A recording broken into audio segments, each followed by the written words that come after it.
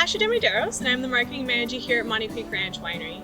We're a winery that has been here since June of 2015 is when we built this new building here. We've had our vines planted since 2009. In total, we have 1,200 acres is the size of the property. Of that, 75 is now under vineyard.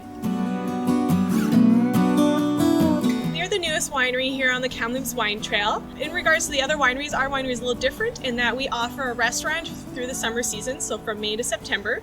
We offer guided vineyard tours. We do wine tastings, of course, as well, and we have a really extensive tasting room where you can buy lots of gifts, see lots of local artisan products, and we sell our own beef jerky and our own honey that's made here on site. When guests come visit the winery, especially in the peak of the summer, the vineyard's in full glory, full grapes, everything, especially during harvest, that we do tours through the vineyard. You get to see the bees, the honey, the cattle, our goats too. But in the winter time when visitors come here, they just get to experience our tasting room. We're open all year, every single day. In the fall, starting in November, we're only open from 11 a.m. until 5 p.m. In the summer, we're open from 10 a.m. till 6 p.m.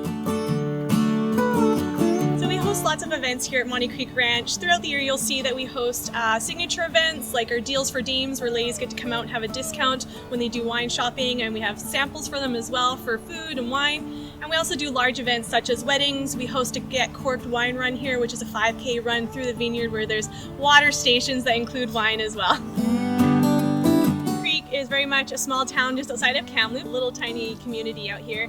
But it actually became famous back in the 1900s when the infamous train robber Bill Miner from America came into Canada and was robbing our trains. And we found out when the property was purchased and when we were developing our winery brand that his last train robbery in Canada happened just down from our tasting room. And so what was really interesting about Bill Miner and his story is that he was called the Gentleman Bandit. And the reason for that, he was actually quite polite to you when he robbed you of your valuables. He would ask you to put your hands up and he wouldn't harm a hair in your head. So you'll see in our tasting room, we have a very large mural with his mugshot on there, which was done by Mary Spencer, a very local famous artist from back then. And then we also have our 2 bottles of wine, Hands Up Red and Hands Up White, which are to commemorate that story and tell it through the labels.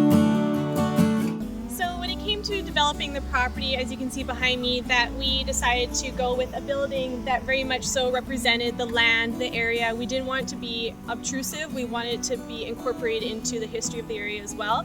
So very much ranching, farming is in our roots, and so we wanted to embrace that. So we get told very often that our building looks like a big church or a big school, and that was done on purpose to have that type of architecture. Another thing is that we wanted to be visible from the highway, to be a beacon, of a way to greet guests and bring them into our property and our land and have them come into our tasting room and experience what we have to offer.